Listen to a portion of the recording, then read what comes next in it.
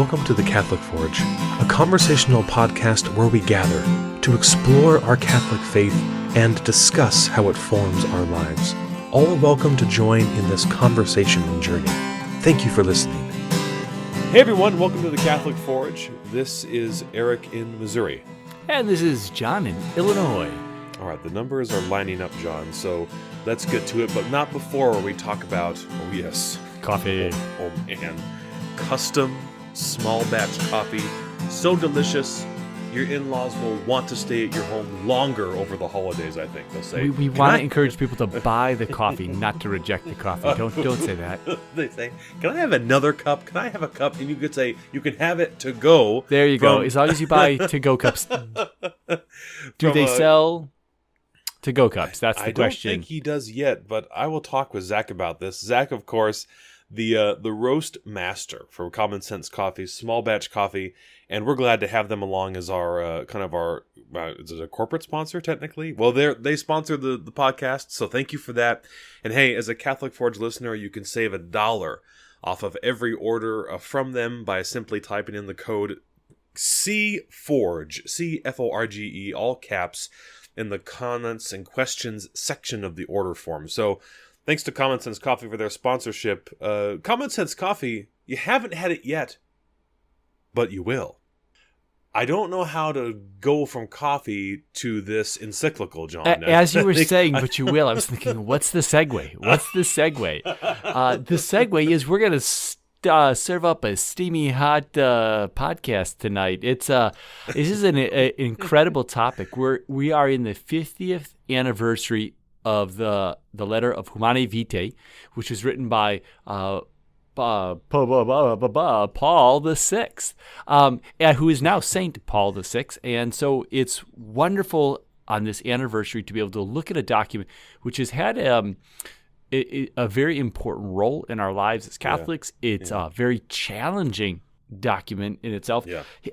And so just a wonderful thing that we can start celebrating this document and start unpacking it. And it definitely is one that challenges. It is a challenge for my wife and I. It's a challenge for most Catholics. Mm-hmm. And it is probably one of the most misunderstood teachings of the church. And so by diving into this, hopefully we can help peel back some of the layers. And even if we don't give you the answer that you hope to hear, hopefully you can at least see the reasoning behind what is in this incredible document. The title, Humanae Vitae, actually means of human life. It's an exploration of what does it mean, the creation of human life, the participation that a husband and wife have in that. And it came out in 1968. So we're talking the height of the sexual revolution, a time in which just the whole world culture was in this great chaos and clash of fighting a traditional mindset and free love and drugs, sex, rock and roll, and all of the things that were going on. So it a very poignant topic at a very volatile time that it came out. And so Paul, in keeping with sort of the trend that had been set before and of course has been continued by other popes, and certainly we have now Pope Francis writing especially on current cultural needs, things that the church needs to hear, refinements and that kind of thing. And so with regard to this specific encyclical, John, I must confess I am like most Catholics, I suspect. Now, I'm not trying to throw anyone under the bus. And if I'm 100% wrong, then let me just condemn myself. Knowing about the encyclical, knowing the title, having a general sense of it, and having read it long ago, I think we actually read it during RCIA, so that would have been... That's an intense RCIA. That would have been like 17 years ago. And then trying to reread it for this episode, but I did not get a chance to go top to bottom all the way and just carefully read again. And so I'm in that. I'm not going to feign ignorance. I'm not super duper familiar with the intricacies of what this encyclical has, and so I'm not going to play devil's advocate, as it were. I just want to stand kind of knowing how familiar you are with this. I know this is a part of your catechesis at the parish. and your experience with it.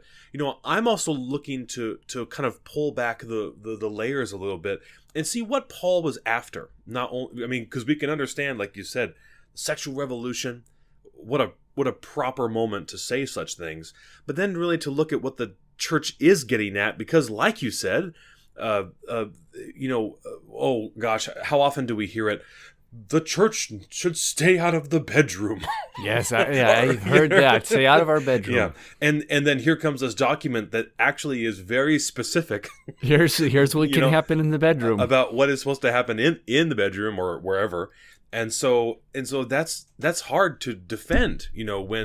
When a person is just in saying, I don't want my sexual life invaded by dogma, and yet here comes this document down the line. So I'm very interested to learn with you and also to respond just as someone who is kind of coming into the knowledge of this, okay, or rereading. So anywhere in particular to start besides the beginning? Yeah, absolutely. I got some places where we could start. Sure. But of course, to give a disclaimer, of course, I am most certainly not an expert in this document by any means. So flip over to Bishop Barron if you want to hear a good podcast.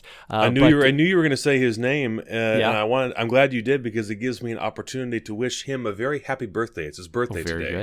So happy birthday, Bishop Barron, even though this will go live 2 days after your birthday. We were thinking about you. Absolutely. We love you. Thank you. And I suspect, yes, I was exactly going to say, but if you do want to go to an expert, Bishop Robert Barron at wordonfire.org. There's a very neat sub-point that you brought up there, too, which we do need to discuss. And the document, even though the document is really focusing in like a laser beam on contraceptive and kind of a natural family planning. Of course, it doesn't call it that. Model didn't exist at that time. Sure. But it's really focusing in on it. It does touch on this bigger issue of that feeling, that sentiment that you talked about, kind of stay out of my personal life. I get to be the arbitrator of truth in my life.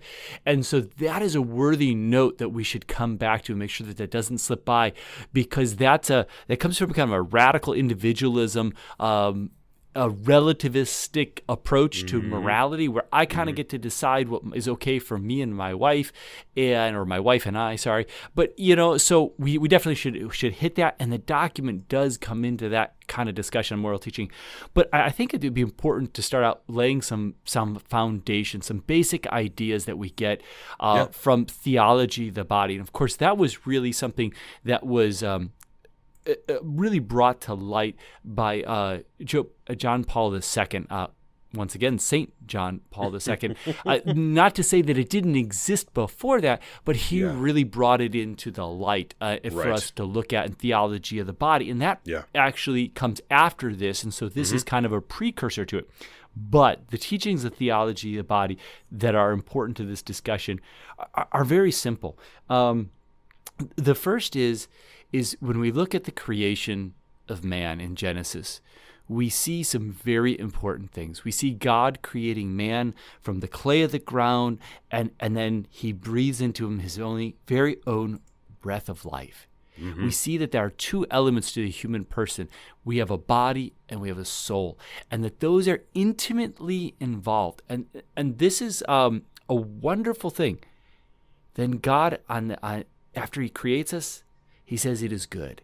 And after the seventh day, he looks at all that he creates and it says it is very good. And that's in reference to both our body and our soul. We as human beings are this unique combination of a soul and a body. Angels are completely spiritual, angelic beings. Animals are completely material beings. We are this synergy between soul and body, and that was the way in which we were intended. There was not supposed to be a separation of body and soul. We often can get this concept that we're kind of people stuck here on earth for a while, suffering along, but eventually we're going to die and be spirits and heavy and happy floating on the clouds. And that's Homer is in the heaven, cloud go up, cloud go down. He's got the bed that goes up and down. But see, we're not just meant to be souls in heaven. Yeah. God created us as a body and a soul. That's why we believe in Christians in the resurrection, that the ultimate conquering of the results of sin, The wages of sin is death. Of course, Romans tells us.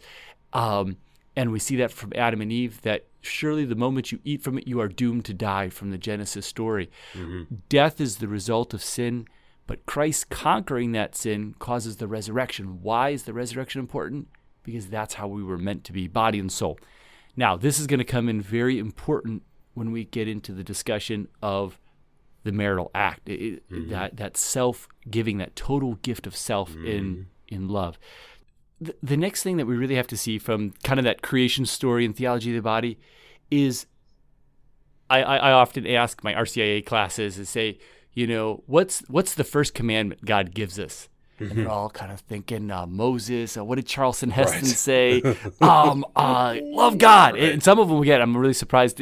Love God. Well, yeah, that's a commandment, but He actually gives us a fundamental commandment right there in the garden before Charlton Heston was envisioned and the 10 Commandments came down. Right. He gives us this commandment: be fruitful and multiply. This is an awesome language of God. Earlier on in Genesis 1:27, God, before He creates man, says, "Let us create man in our image. In the divine image, He created them, male and female." We are in the image and likeness of God, and that has so many wonderful implications that I want to run on tangents. So you got to hold me down here. What we want to see here is God is the creator of the universe, and we're created in His image and likeness, and He is then inviting us to be creators like Him. Mm-hmm. He is a creator, and if we are in His image and likeness, He has given us creative powers, and He has invited us into the creation of the most awesome being, human beings. Mm-hmm. We get to be co-creators with God in the creation of other people. That is an awesome power. Sure. It's almost too great a power. The ability that a husband and wife, when they give themselves to each other in love, they give the DNA, and God then can create a soul for that body that's created, and that we become co-creators in an eternal being. And a being from that moment of conception will exist for the rest of eternity. They have the ability to know and love God and participate in heaven for all eternity. We get to be co-creators in that kind of a being. That's awesome. Mm-hmm. Awesome. And of course, as Spider-Man says, with great power comes great responsibility. Yeah. That's where this, well, actually, I don't know if it's really Spider-Man that says it. It's his uncle that says it to him. Uncle Ben, yeah. He lays it on the line. But But it's very important to Peter all throughout. Yes, please continue. And so, of course, that's where this document then comes in. That's the segue there. We have been given extraordinary power, and therefore comes great responsibility with that power. And so the first things that we have to say about sex is that it is incredibly holy. Sometimes we have our American Christianity has kind of been very much tainted by a puritanical view that the body is evil and that all things of the flesh are evil, and that is not true. God created the body. God created good. God gives the commandment to be fruitful and multiply. Yes, there can be a great deal of temptation through the body, and most of our temptation does come through the body and through our senses. However, it is good, and sex is altogether holy. It is an incredible gift that God has given us. And so there is a great reverence that we would have for it. I feel like I've talked for a long time. Why don't you insert something here? You speak wonderfully. As I was watching you with your eyes closed, I was taken back to many a lesson there in person. And so, no, it's wonderful to just listen. Like I said, nothing new to me, but you're right. It does set the framework wonderfully for what is to come. I was thinking as you were discussing that invitation to co-creation, that it didn't have to be this way. No, it could have been differently. Not. And I was thinking of, I think it was The Next Generation, where there was an episode. He's talking about Star Trek for all of you that are not part of the nerd world. It's the wicked stepsister of Star Wars. Yes. But she, for what it's worth. But if in the comments, let me know if you can remember what this episode was.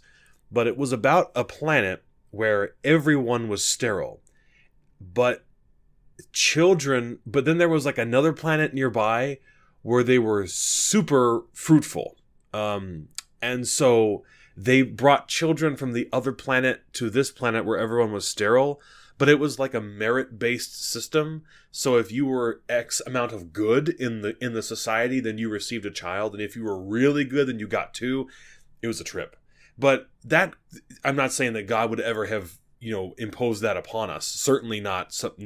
Not you could have a child if you're this good in life or not. But it could have gone differently for us as absolutely. co-creators. We see plenty of creatures right here on our own planet that reproduce through all different other means. There's budding and all the kinds of asexual reproduction. I mean, we could clone ourselves, bud. Divide. Cut off a finger like a planaria, and then let it grow over time. God could have chosen to do this in any infinite manner of ways. And yet he chose this manner, that the creation of an eternal being would come through a material act, which was an expression of love. So absolutely, it is very worthy to note that. And that's something that does come up in the document specifically, that this is the means by which God ordained this incredible creation, that we be co-creators with him. Let me throw this, I want to throw it out. I don't really want to talk about it, but we recognize fully that there are some people who it's not going to work for them. They are infertile or sterile for one reason or another. And your boy knows, because I was adopted. So I landed where I did by God's providence. And so I understand intimately the workings of that system, not only, having learned it firsthand from my adopted parents, but sort of pondering the whole experience of it. So we don't need to go into that as far as like infertility issues, this and that, because I'm not trying to say, like you said, awesome power. So what about these people who don't, who are not capable of it? But by whatever, absolutely, and the document it does even bring up cases like that, and says that they still have dignity. And of course, we'll get into this as we begin to dissect what the marital act is and the components that are necessary for it.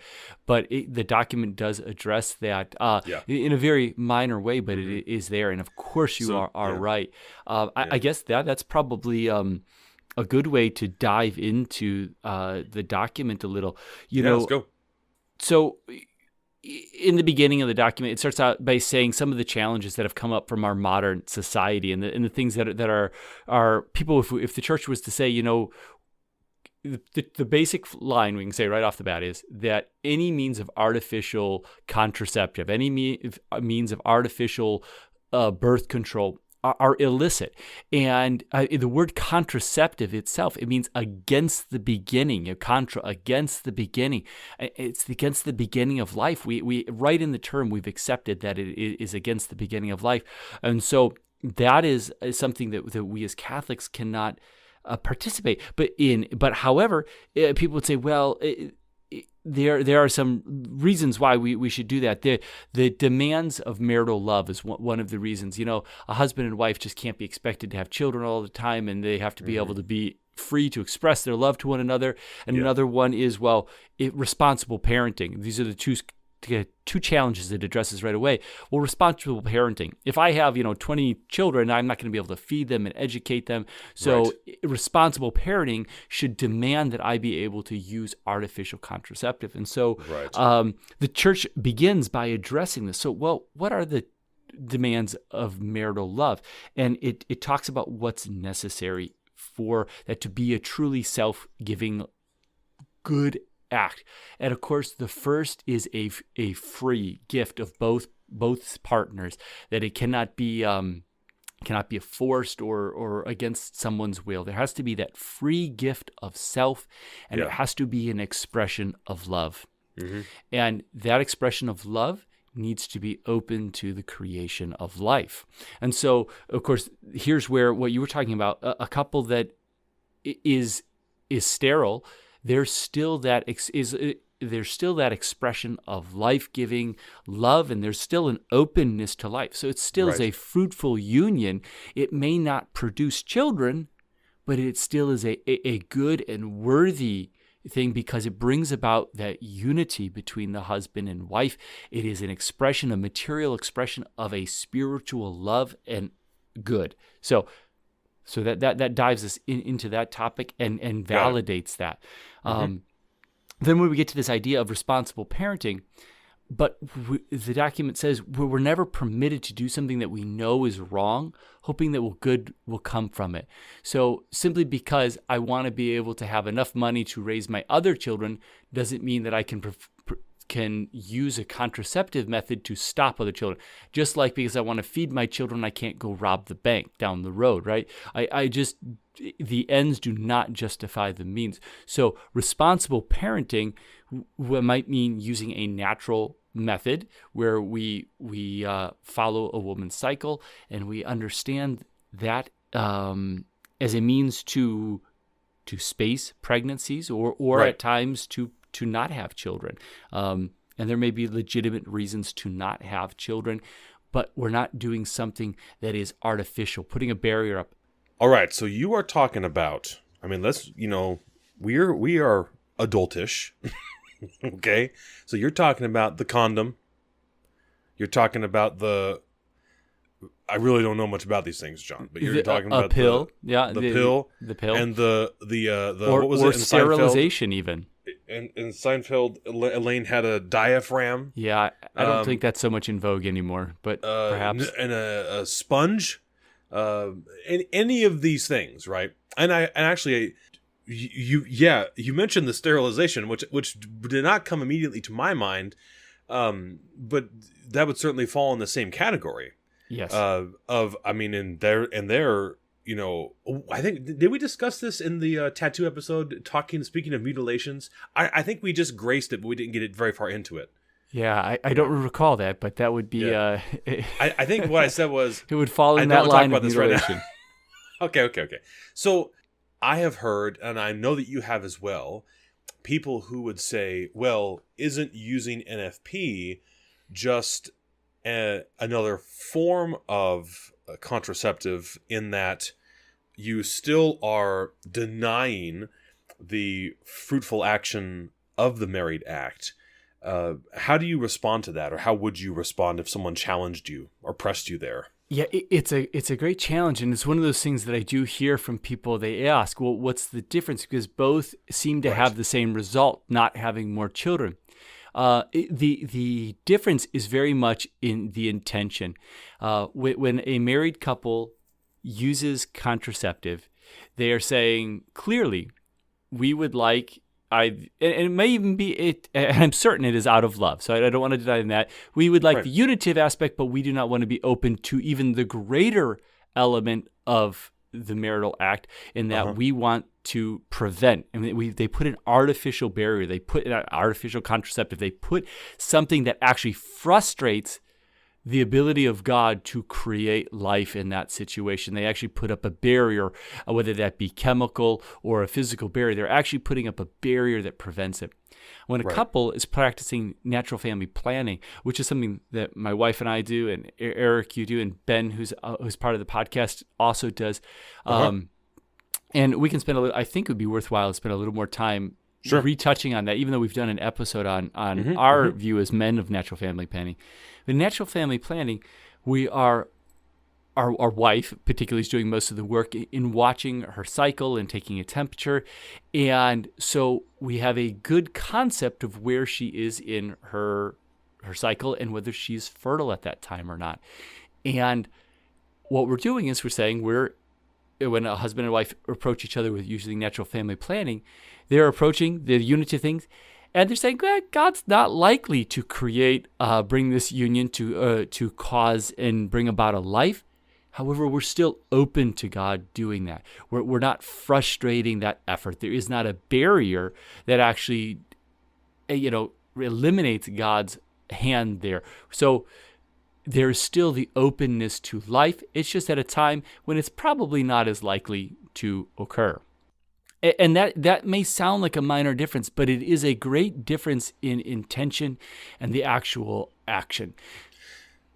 For me, it comes down to act in action itself, where any contraceptive in the mechanical sense is used before, during, or after intercourse. And in the sense of NFP, there is no intercourse at all. Or if there is, then you are still performing, as it were, things precisely as they're meant to be, with full completion and so on and so forth. But there's nothing is in the mix, and so and that's the element, of course, that any even philosophy of contraceptive wouldn't introduce, the sense of I'm going to say chastity. That's not the right word, but abstinence.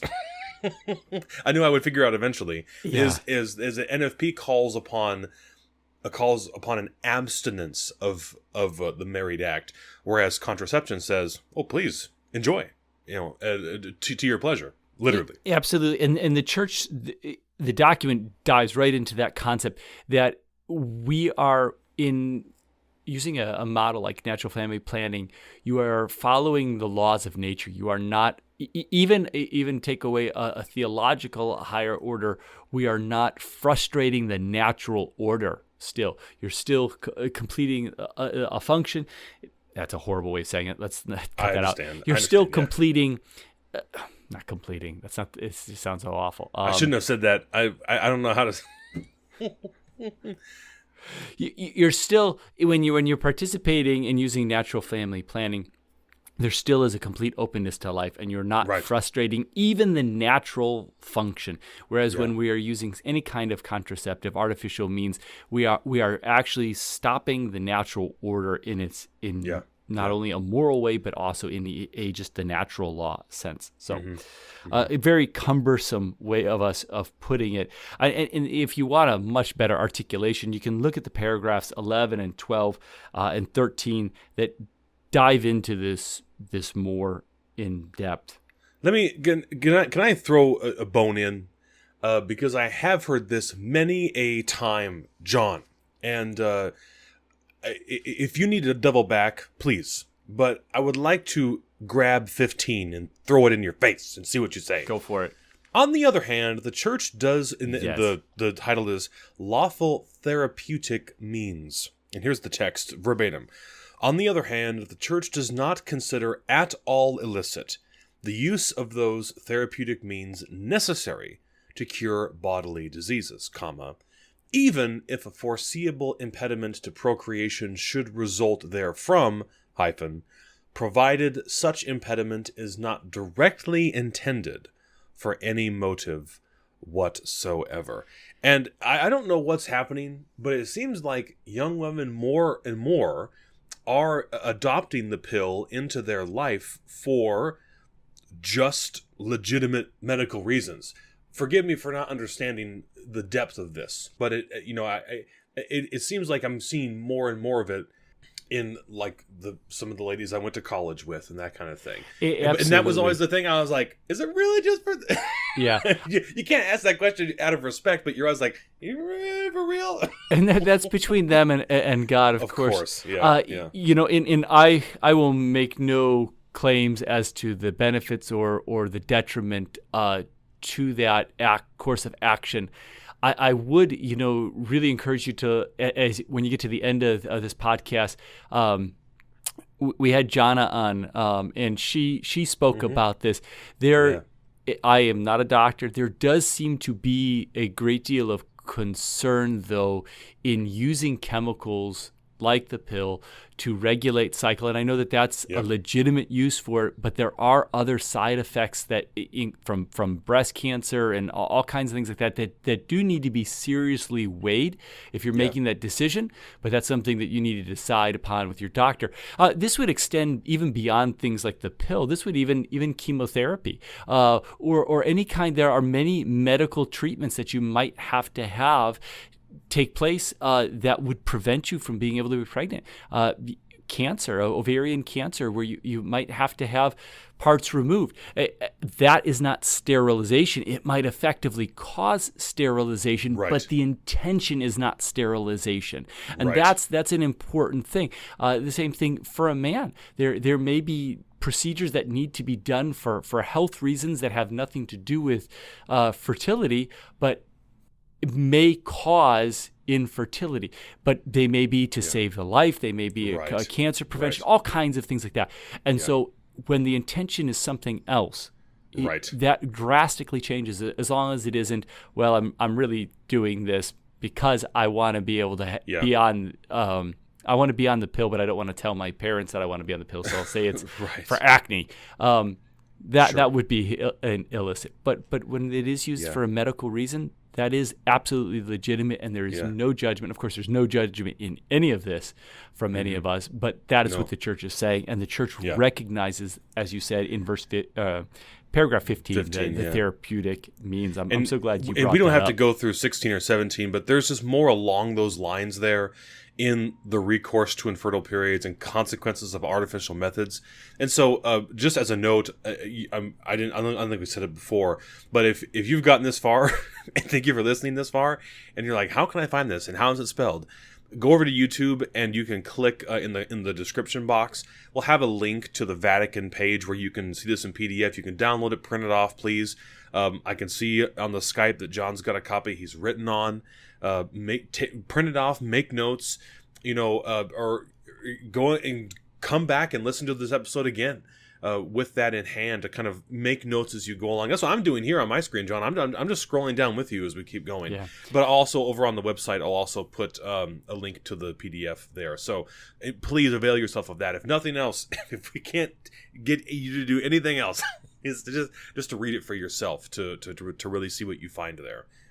Earlier, when we were talking about how to articulate the distinction between artificial contraceptive and a natural method, in paragraph number 16, down at the bottom, it says, in reference to something like NFP, it does not say NFP, but something like NFP, it says, the married couple rightly uses a faculty provided them by nature. In the latter, referring to any type of artificial contraceptive, they obscure the natural development and generative process. And so that was an argument just from nature that even if we were to strip away kind of a theological reasoning, when we use a rhythm method or NFP, we're still within the bounds of nature, whereas when we are using an artificial means, we're even stripping nature and violating just natural law, the natural order. But one of the distinctions that I think we've been hinting at the whole time, but just to say it clearly, is the church is making a pretty clear distinction here about really approaching sex as a fruitful act or recreation. And that is what contraception offers to you. Here's a means to have recreative sex at your pleasure and for pleasure's sake. And so there is that's a philosophical understanding. And like John said, that in blocking literally the potential for life, we attempt to reorder the moral law. And in a way of speaking, we do decide to play God with our lives and our fertility. And of course, the church would say, "Oh, hold on." And so it's really, John, as you said it before, so much of this reflects on the solemnity of the marital embrace. Yeah, and so much is now on the dignity of woman too. And this we'll get into the discussion with Jonah. Yeah. But when we're asking our wives or the women in our life to take these hormones that are going to prevent their body from operating as they were designed, even if you don't believe in God, just by nature. Yeah. It seems so disrespectful to the genius of women. It seems so disrespectful to the dignity of a woman to say, take this pill that is going to radically alter the function of your body for months at a time. And so, that's one of the things, this paragraph, and Bishop Barron has a wonderful discussion on this if you look up his Humanae Vitae video. He discusses this concept that there were predictions of what would happen Right. should we embrace full-heartedly contraceptive, and all of them have come true. He cites infidelity, a rise in that ability to have affairs and have promiscuous sex.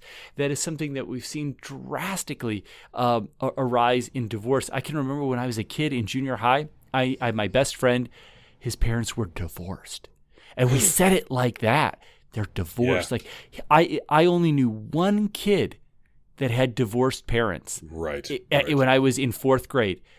By the time I graduated from high school, I'd say it was probably 90%, including my parents, had become divorced, and it was over infidelity on the part of my father.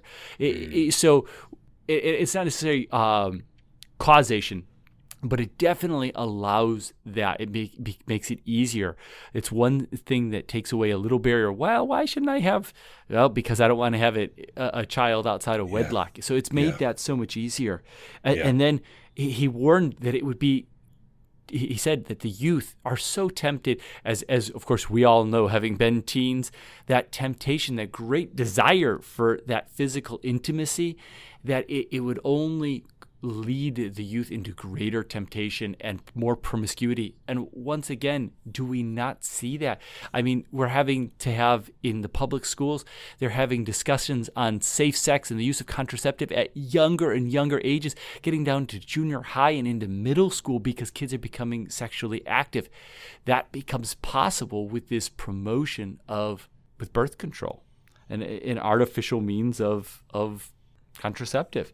Another one we see him worrying about, and this is probably the greatest one, is that it actually says, another effect gives cause for alarm is a man who grows accustomed to the use of contraceptive methods may forget the reverence due to a woman.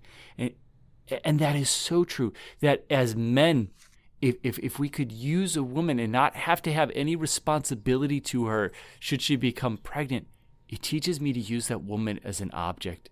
And this, I think that we've seen, I mean, all we have to do is look at our culture today and what's going on. I mean, all of the Me Too movement and all this is the response to predominantly men looking at women as objects, as something that I can use. And that's something that men struggle with. And this has only exacerbated this. This has only made it all the easier for men to use women. If you don't mind, I'd like to finish that sentence. The last sentence of the first paragraph of 17, reverence due to a woman and disregarding her physical and emotional equilibrium. That's what you were hinting at, John, earlier by, kind of with rough language, but saying pumping someone full of hormones so that you, returning to the quote, reduce her to being a mere instrument for the satisfaction of his own desires, no longer considering her as his partner, whom he should surround with care and affection.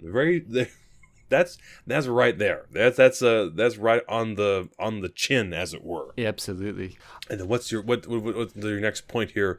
The public authorities mandate use. Explain. We see this. So this is something that the document brings up a couple times, is the danger that, our world faces challenges. They were concerned in the 60s there about population growth. And of course, today we're concerned about global warming and all kinds of environmental things. It is not hard to see, and we have begun to see countries putting limits on the number of children and saying, now that we have means of contraceptive, you're limited. You're only allowed to have this many children. And so here it was about, these things came up about choice, and actually we are being robbed of choice. You were being told, here's what you can do. And then, of course, even as Bishop Barron pointed out, with the Affordable Care Act that came out, it mandated, even for Mother Teresa's little sisters, that they had to have contraceptives in their plans, in their healthcare plans that they were paying for. So here we are being mandated. I am being mandated to pay for something for women that is morally unacceptable. And so here we have governments, public authorities utilizing these things in a nefarious way. So a very prophetic document, in a sense, maybe with a small p. I mean, he wasn't a prophet per se. But understanding when we misuse sex and that dignity of life, Yeah. what it would lead to. And of course, that's true. Yeah. All right. So I think we've spent a lot of time kind of circling around, looking at some of the dangers here. This all comes back to really wanting to celebrate both men and women and what is that beautiful union that God has given them. This document is not about telling men or women what they can or can't do in the bedroom. It's about protecting that beautiful gift that we have been given. And of course, the church calls for this by celebrating chastity and this idea that we need to be giving of ourselves in an appropriate manner. It tells husbands, it quotes Ephesians 5, telling us that husbands, we need to love our wives like Christ loves the church and be willing to lay down ourselves. And that's one of the most beautiful parts about NFP. It's a challenge for me to have to say, right now, we can't be intimate. We have to abstain right now because we're not quite ready for another child. I have to sacrifice for her and not use her and be like, oh, well, I'm still going to use you in this method using contraceptives. So it becomes a method of times that I sacrifice and I lay myself down for her. Another great message of the document is how this is not a judgment upon anybody. We are all sinners. We're all broken. We all sin in different ways. The church is not out trying to judge people and tell them, oh, they're awful. It's trying to challenge us to be better, to live for Christ, to love one another as we should, to celebrate what beauty we have, and to support one another. For me, before we kicked that interview with Jonah, I'd like to read for just a kind of jump around a little bit in 25, which the section is titled to Christian couples, but I think there's a lot of application here in the general sense. And so if you want to read along at home, it's the second paragraph, and then I'm going to jump to the last one. In humble obedience then to her voice, let Christian husbands and wives be mindful of their vocation to the Christian life, a vocation which, deriving from their baptism, has been confirmed anew and made more explicit by the sacrament of matrimony. For by this sacrament they are strengthened and, one might also say, consecrated to the faithful fulfillment of their duties. And now jumping down to the last paragraph, this is just so beautiful. And what a great message. Just saying it straight out. We have no wish at all to pass over in silence the difficulties, at times very great, which beset the lives of Christian married couples. For them, as indeed for every one of us, the gate is narrow, and the way is hard that leads to life. Nevertheless, it is precisely the hope of life, which, like a brightly burning torch, lights up their journey, as, strong in spirit, they strive to live sober, upright, and godly lives in this world, knowing for sure that the form of this world is passing away. And so, if we call the encyclical prophetic also remarkably pastoral, is that last section called like pastoral directives or something like that? Yeah, section 3. That's so it's sort of moral philosophy, practical philosophy, and then it's a little sermon at the end. So if you have a hard time with Acts 1 and 2, it gets better in Act 3, where he goes through and he's speaking to the family apostolate, to nurses, to priests, to scientists, urging them to continue the great work, which is the very last title. Yeah. In that same paragraph you were just reading from, just the next paragraph, it says we're going to fail, we're going to struggle, and it says you have recourse to the Eucharist and this wonderful sacrament of reconciliation. And of course, that's where all of our conversations end, is that somehow we fall upon the grace of God, that this is an extraordinary task. And that's why it's so important to understand marriage as a sacrament, because I alone, as a homo sapien, cannot approach my wife and love her as I should. But I have the grace of God through that sacrament. And then when I fail her, and when I don't see her in all of her beauty as a child of God, I have to go to her. I have to say I'm sorry. I have to go to confession and be restored. And then in receiving Eucharist, I receive the author of love himself into my life. And that grace transforms me and empowers me to live this message, this celebration of life, this human life that we are so delighted by and invited to be participants in. And so let us, speaking of invitation, let's invite in Jonah to share her thoughts with us. This was from, well, it's not from an episode we recorded recently. We just recorded it after recording that episode. And so, first of all, if you enjoy her, and I'm sure that you will, go and look in our archive and you can listen to the full episode with her when she talks about her calling to running and her conversion to Catholicism.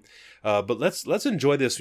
Certainly, we admit, we don't have to admit it, we are men. And we have spoken extensively of how this applies directly to women. And so since we had her on the line, and since part of her ministry is speaking about fertility, we thought, let's ask her. Stop pretending that we're women. Yeah, it's like just tell us straight what this means to you. And she was totally open. And so let's go to that interview now, and then we'll come back at the end for the outro. Okay, so Jonah, thank you for sticking around and commenting a bit further about some of the content that you're putting out into the interweb verses. And the third topic that you offer for events and podcasts and stuff, which didn't quite fit into the episode that we did about running and fitness, is why tracking my fertility has brought me closer to God. And that obviously is part and parcel with what this encyclical is about. So take us into that. What is your story, your experience with this? And then, like you had mentioned in the episode before, the theology of the body was like a big piece of your conversion. I hope that you get to meet Ben someday, because it was huge for him too. Can you talk about that and how this encyclical and the whole idea of the body and the sexual systems, has convinced you and convicted you of the church's teachings? One question at a time, Eric. I'm sorry. I just want to give her a lot to shoot at, and that way she can't miss. Yes. Yeah, let me just start and then see where it goes. You guys ask more clarifying questions. Thank you. Yes, that's much better. Thank you. We're still working on his interviewing skills. Sorry about that. We can't take him out anywhere. Oh, my gosh.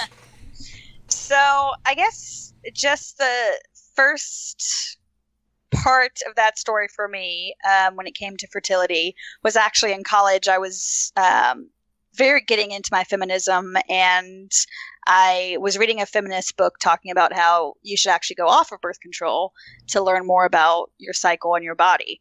That sounds so counterculture to what the proposed feminism is today. Proposed feminism says it's all about being able to restrict your reproduction is what makes you a woman. That, at least that's the societal image I get. So this, what a novel idea it is that in embracing your fertility actually was part of feminism. Yeah, it's so interesting because I was also at this time. It's interesting that I read that book because this is also when I was getting that into feminism. I was like, why do these people want to restrict birth control? Why don't they let women have birth control? So I think I wasn't able to explore that at that time because I was still so wrapped up in that. But once I started exploring the Catholic Church more, I kind of returned back to that idea and realized that actually feminism should feminism should be about that, not restricting that part of your body because that's who you are as a woman. True feminism where it really celebrates woman. Yeah. Yeah. And I think part of that problem is, this goes to Humanae Vitae, is the sex piece, that we feel like we don't understand that sex isn't just something we can have anytime, whenever we want. Like there is a purpose for it, and there's a consequence. There could be a consequence for it. And if you remove that, then you're not understanding what it actually is. I think, when my wife and I were taking our NFP classes, one of the things that really stood out to me and always was there is this, and it's right in line with what you're saying, is we were worried about eating organic, hormone-free chicken and vegetables and all this. But women, you should do all those things, but then you should inject yourself with all these hormones and pills to affect your hormones. What an odd idea when we recognize I don't want to drink milk that's hormone laced. Why would I want to shove these pills into my wife and say, let's stop the natural cycle of your body so that you can have one period a year? I mean, she'd never ask me to do something so that I'd only have one bowel movement a month, But that's what we're doing to our women is say, you know what, I want to be able to use you as a sexual object as often as I can and not have any responsibility. So I'm going to invite you to use a chemical to sterilize yourself and to injure your body. What an anti-woman action that is. How that's the furthest thing from feminism. So it really that excites me that some feminist teachings out there are celebrating this idea and working right in unity with the truth that is. Oh, it is, and that's so for me. I feel like there are the feminist ones that that are pushing birth control and saying this is what equality is all about, is making sure that you can do exactly what men do. But there's also feminists that are definitely into this piece of being in tune with your body and tracking your cycle. Unfortunately, a lot of those are kind of woo-woo about it. So very into like cycles and the moon and crystals. Can you define? Oh, is that what I was going to say? Can you define woo-woo? Woo-woo, but and then of course there's the Catholic. With that technical term, like the dark crystal, Jim Henson. What crystal? Is the truth and the beauty, and I feel like all three of them don't talk to each other. And if they all three talk to each other, then they would realize, like we have a lot in common, and we just need to. We're looking at these in different ways. Yeah, it's the same truth, but just from different perspectives. Mm-hmm. Do you mean that we could one day have more crystals? I don't understand. I'm teasing. Get out of here. Not turn towards crystals, but towards Jesus.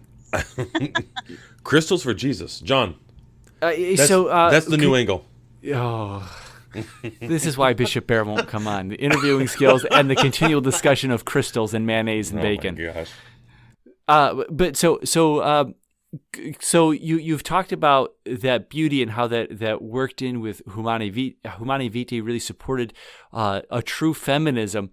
What about in your spiritual life? I imagine from this talk that you have that there's more discussion too about how did this help you in your spiritual growth or your relationship directly with God, besides kind of that intellectual, God's on my side, God likes me, but where was there growth in you? I think I'm still kind of working through this piece, but I really feel like there's a connection, especially that, males and females are different. So what? Wait. They're both equal, but they're very different. And this came up with running too. I was always very muscles or whatever that men did, but then I realized, no, they just have to train differently. So what is it about the female cycle, the female reproductive system, and tracking that is different than the male that teaches us something about the world? And I'm still trying to think about that. But right now, I feel like spiritually, it's the cyclical thing. Like there's this production, there's this growth, but then there could also be this once a month, like ending, and then having to start over again. So the title of the talk specifically being why tracking my fertility has brought me closer to God. So can you quantify that? What exactly does closer to God mean through this expanded level of awareness of your body?